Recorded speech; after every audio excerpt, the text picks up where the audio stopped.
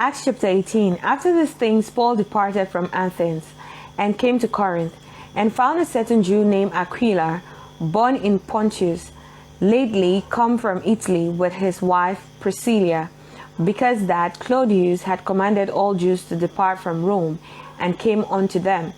And because he was of the same craft, he abode with them, and wrought, for by their occupation they were tent makers.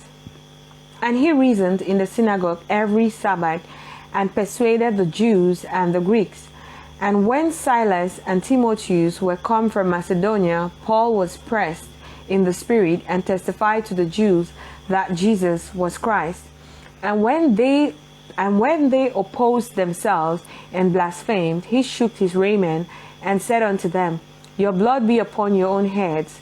I am clean. From henceforth I will go unto the Gentiles. And he departed thence, and entered into a certain man's house, named Justus, one that worshipped God, whose house joined hard to the synagogue. And Crispus, the chief ruler of the synagogue, believed on the Lord with all his house. And many of the Corinthians, hearing, believed and were baptized. Then spake the Lord to Paul in the night by a vision, Be not afraid, but speak, and hold not thy peace, for I am with thee, and no man shall set on thee to hurt thee, for I have much people in this city.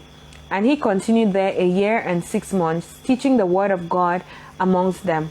And when Gallio was the deputy of Achaia, the Jews made insurrection with one accord against Paul, and brought him to the judgment seat, saying, This fellow persuaded men to worship God contrary to the law. And when Paul was now about to open his mouth, Gallio said unto the Jews, If it were a matter of wrong or wicked lewdness, O ye Jews, reason would that I should bear with you. But if it be a question of words and names and of your law, look ye to it, for I will be no judge of such matters.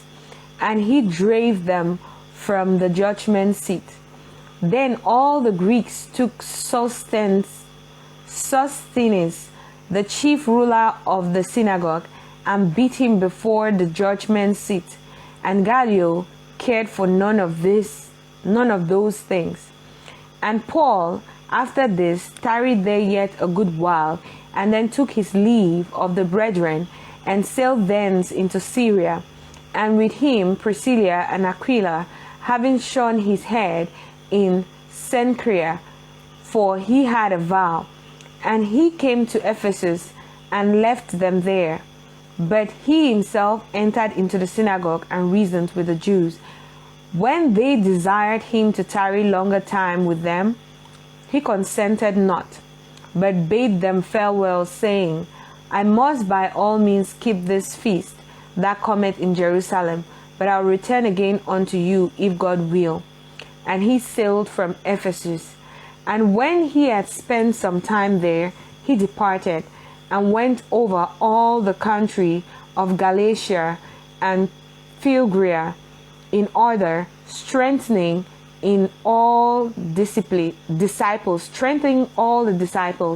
And a certain Jew named Apollos, born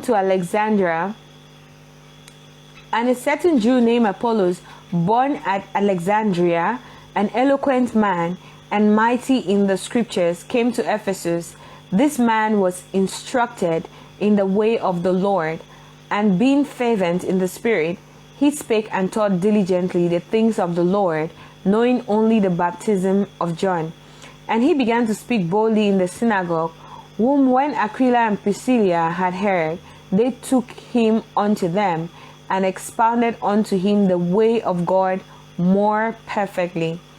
And when he was disposed to pass into Achaia, the brethren wrote, exhorting the disciples to receive him, whom when he was come, helped them much which had believed through grace.